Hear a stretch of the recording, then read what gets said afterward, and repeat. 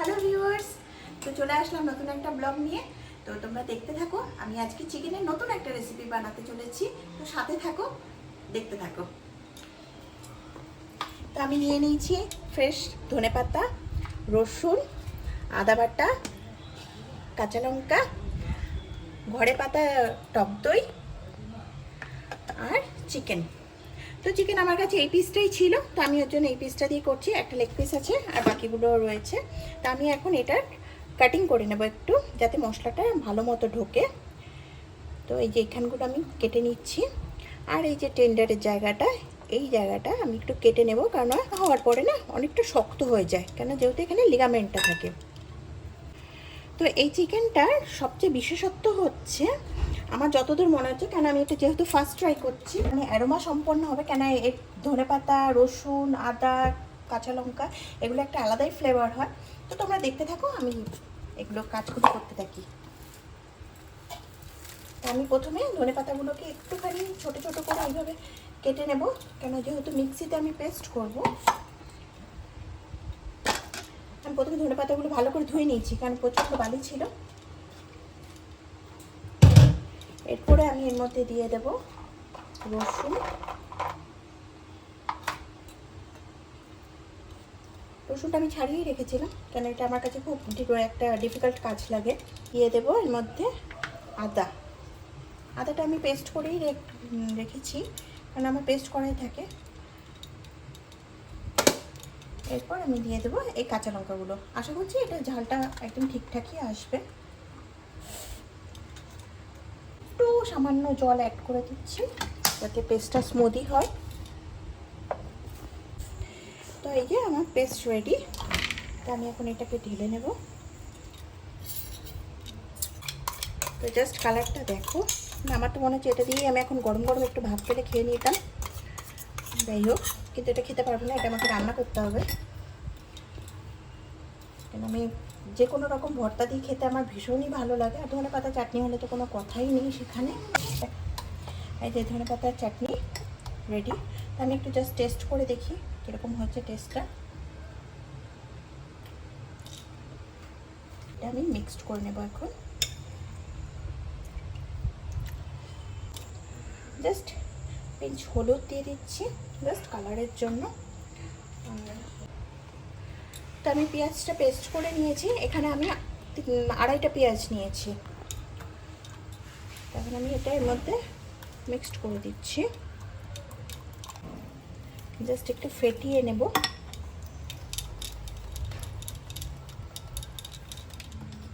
কেন এটা দিয়েই আমার পুরো চিকেনটা ম্যারিনেট হবে।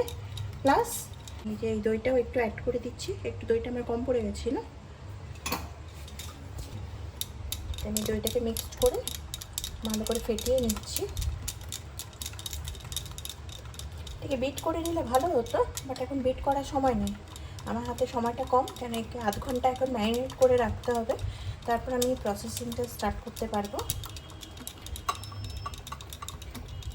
এটাকে চেষ্টা করছি। এখন এই যে পরিমাণ মতো লবণ দিয়ে দিচ্ছি, মানে এটাই যেহেতু টোটাল হবে, পরে আমি টেস্ট করে দেবো। এখন আপাতত 2.5 চামচ মতো দিয়ে দিলাম। এটাকে ভালো করে আবার মিশিয়ে নেবো একটু। আমার সব মশলার মধ্যে দেওয়া রেডি হয়ে গেছে।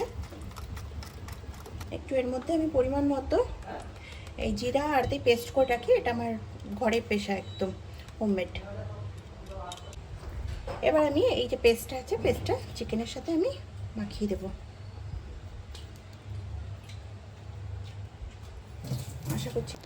আশা করছি পেস্টটা চিকেনটা একদম মাখা হয়ে যাবে। তো এই যে আমি সুন্দর করে মাখিয়ে নিচ্ছি, যাতে পুরো পেস্টটা চিকেনের মধ্যে সুন্দরভাবে একদম ঢুকে যায়, তাতে টেস্টটা হবে। আর এরপরে এটাকে আমি 30 মিনিটের জন্য রেখে দিচ্ছি। তো 30 মিনিট পরে এই যে আমি চলে আসলাম। তো এখন এই চিকেনের পিসগুলোকে আমি একটু ভেজে নেব, জাস্ট একটু রোস্ট টাইপের করে নেব। তো এর উপর দিয়ে আমি এখন কিছু দিইনি, কেন কড়াইতে আমার প্যানটার মধ্যে একটুখানি হালকা ঘি ছিলই, তো ওটার মধ্যেই দিয়ে দিলাম। এবারে একটুখানি ভাজা ভাজা হয়ে গেলে আমি এর মধ্যে ঘি দিয়ে দেবো। আরেক সাইডে আমি আরেকটা ওভেনে আমি কড়াইটা বসিয়ে নিলাম, দিয়ে ওর মধ্যে ঘিটা দিয়ে নিচ্ছি। কেন আমি এর মধ্যে মশলাটা এবার কষাবো। তো এই যে আমি ঘিটা, এই যে একটু আগে বলেছিলাম যে ঘিটা উপর দিয়ে আমি জাস্ট ছড়িয়ে দেব, তাতে একটু বেশ পোড়া পোড়া একটু হবে। তা আমি মাইক্রোটা ইউজ করলাম না। এখন আমি এটা একটু ভাজা ভাজা করে নিচ্ছি। এই যে কালারটা দেখো কি সুন্দর এসছে, বাহ, দেখেই ভালো লাগছে। তো যাই হোক, এইভাবে আমি সবকটা চিকেনই ভেজে নিচ্ছি। তো এটা এক খোলায় যে বসালাম, আর এইটার মধ্যে আমি যে তেজপাতা, 3টে এলাচ আর লং দিয়ে দিলাম। তো এবারে দিয়ে আমি এটাকে একটুখানি নাড়বো, কেন এগুলো জাস্ট একটা হালকা স্মেল একটা ছাড়লে খুব সুন্দর একটা গন্ধ আসে, মানে অ্যারোমাটা দারুণ হয়। তো আমি এটাকে এই যে ঘিয়ের মধ্যে সুন্দর করে নেড়ে নিচ্ছি যতক্ষণ এর স্মেলটা ছাড়ছে। এরপর আমি পেস্টটা পুরো দিয়ে দিলাম। তো পেস্টটা দেওয়ার সাথে সাথে দেখছো যে প্রচণ্ড পরিমাণে ছিটছে, তো আমি ফ্লেমটা একটু কম করে দিলাম, পুরো পেস্টটা দিয়ে নিই। তো এই যে পুরো পেস্টটা আমার দেওয়া হয়ে গেল। আর এই পাশে আমার চিকেনটাও প্রায় ভাজা ভাজা হয়ে গেছে প্রথম খোলাটায়। তো আমি এবার এগুলোকে নামিয়ে নেব। তো এই যে দেখো কালারটা কি সুন্দর এসছে। তো ইতিমধ্যে আমি এই যে মশলাটাকেও একটু কষিয়ে নিচ্ছি, যে পেস্টটা ছিল এই যে দেখছো ফুটছে সুন্দর করে। তো আমি এই যে ফার্স্ট খোলাটা নামিয়ে নিলাম, এবার সেকেন্ড খোলাটাও আমি বসিয়ে দেব। তো ওটাও ভাজতে দিয়ে দিলাম। তো এই যে একটু ভাজা ভাজা হবে। এরপরে এই যে এখানে আমি মশলাটাকে আমি সুন্দর করে কষাতে থাকছি। তো কষাতে কষাতে ওটা আমি দেখছি সুন্দর ফুটে এসছে, একটু ভারী ভারী ভাব হয়েছে। তা আমি ঢেকে দিলাম এটাকে। এখন এটা মোটামুটি 5-7 মিনিট মতো ঢাকা থাকবে। তো এর মধ্যে আমি এই পাশের খোলাটাও ঘি দিয়ে নিয়েছি। ঘি দিয়ে এই যে এটা একটু ভাজা ভাজা হয়েও গেল। এই যে আমি নামিয়ে নিচ্ছি। তো সব চিকেন পিসগুলো এক জায়গাতে আমি রেখে নিলাম, কেননা এই যে পেস্টটা দেখো সুন্দর, এই যে ঘিটা ছেড়েছে কি সুন্দর, মশলাটাও কষে কষে এসছে। তো এবারে আমি চিকেনের পিসগুলোকে আমি দিয়ে দিচ্ছি। পুরোটা ঢালছি না, কারণ ওর মধ্যে যে এক্সট্রা তেলটা ছেড়েছে সেটা আর এর মধ্যে দেবো না। তা আমি এটা সরিয়েই দিলাম, জাস্ট চিকেন পিসগুলোকে তুলে নিলাম। এবার আমি মশলাটার সাথে ভালো করে মাখাবো, কেন চিকেনগুলো অলরেডি অনেকটাই নরম হয়ে গেছে, কারণ 30 মিনিট মতো এগুলো পুরো ম্যারিনেট করা ছিল, তোমরা দেখেইছো। আর এই যে এরপরে মশলাগুলো আমি কষিয়ে নিয়েছি, কষিয়ে মাংসটা ওর মধ্যে দিয়ে দিলাম, দিয়ে আবার একটু ঢেকে দিলাম যাতে একটু নরম হয়ে যায়। তো এবার সুন্দর করে নাড়বো। অ্যাকচুয়ালি চিকেনের না নতুন নতুন রেসিপি বানাতে আমার ভীষণ ভালো লাগে। আমি নিজে যদিও খাই না, কিন্তু এই যে ছেলেকে করে দিই, তো ভালো লাগলো। ওর বাবাও মাঝে মধ্যে একটু খায়, আমার এটা দেখেই ভীষণ ভালো লাগে। তো যাই হোক, ইতিমধ্যে আমি ঢেকেও দিলাম একটু। আর এদিকে আমি জল গরম করতে বসিয়ে দিয়েছি, কেন এর মধ্যে একটু জল দেবো, কেন একটু মাখা মাখা হলে ভালো লাগে, নইলে পুরো ড্রাই হয়ে যাবে। তো এই যে গরম জলটা আমি দিয়ে দিচ্ছি, দেখে নিই একটুখানি দিয়ে নেড়ে নিচ্ছি, কেন এটা একটু গ্রেভি গ্রেভিও থাকতে হবে যাতে পোলাওয়ের সাথে খাওয়া যায়। তো এই যে কালারটা দেখো, জাস্ট অসাধারণ লাগছে। মানে কোনো দিন আমি এটা ট্রাই করিনি, এটা ফার্স্ট টাইম করলাম।